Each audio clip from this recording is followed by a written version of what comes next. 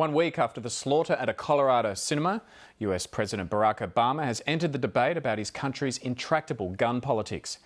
His call for limited controls came as a coalition of police commissioners asked for politicians to do something about gun violence in the United States. North America correspondent Jane Cowan reports. Too many goodbyes said too soon.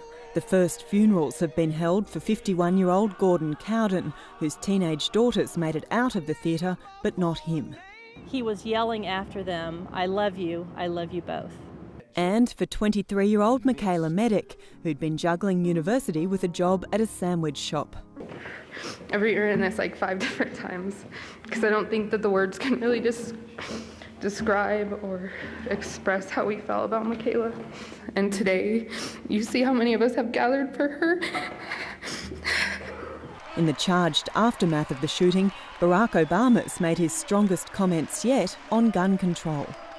I, like most Americans, believe that the Second Amendment guarantees an individual the right to bear arms. I think we recognize the traditions of gun ownership that passed on from generation to generation, that hunting and shooting are part of a cherished national heritage.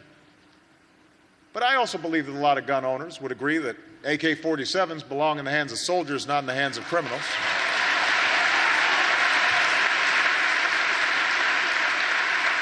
That they belong on the battlefield of war, not on the streets of our cities. The president's remarks stand in stark contrast to his opponent's position. On a week-long overseas trip, the Republican challenger Mitt Romney has said he sees no need to change America's gun laws.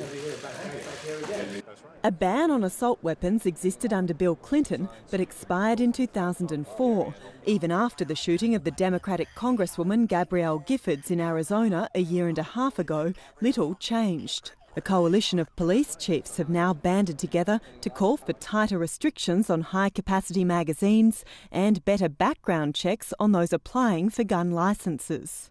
America, we are not doing enough to keep guns out of the wrong hands. We're long past the point of saying enough is enough.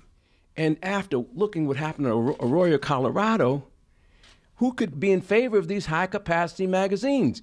If you did nothing more but to pass something preventing anyone from getting a high-capacity magazine beyond 10, you would make the assault weapon itself nugatory and useless for slaughtering massive amount of people at one time. The Reverend Jesse Jackson has joined a chorus of voices demanding action. Easy access to semi-automatic weapons and difficult access to psychiatrists and jobs is a cocktail for disaster. But it's a debate so familiar it's even made it into television plot lines. I do know that if you combine the populations of Great Britain, France, Germany, Japan, Switzerland, Sweden, Denmark, and Australia, you'll get a population roughly the size of the United States. We had 32,000 gun deaths last year. They had 112. Do you think it's because Americans are more homicidal by nature? Or do you think it's because those guys have gun control laws? The immediate reaction to the shooting has been a scramble to buy guns, the Denver Post reporting a roughly 40% jump in applications. A Washington Post editorial takes aim at political gutlessness on guns, while the New York Times laments the nation that regulates to protect children from nudity, offensive language and violence on the screen, but is loath to place tighter restrictions on real guns and ammunition.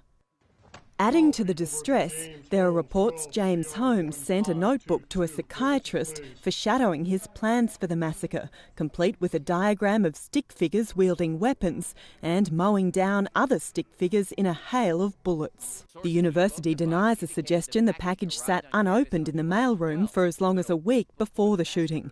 Amid the grief, there's been a mixture of remarkable forgiveness. He's just a lost soul right now, and I pray the Lord can find his way into his heart and change him. And a growing need for justice. I'm so thankful that he did not kill himself or be killed. I want him alive. The one voice that's been largely absent is the gun lobbies. The National Rifle Association's expressed condolences to those affected by the Colorado shooting, but otherwise has been lying low. Jane Cowan, Lakeline.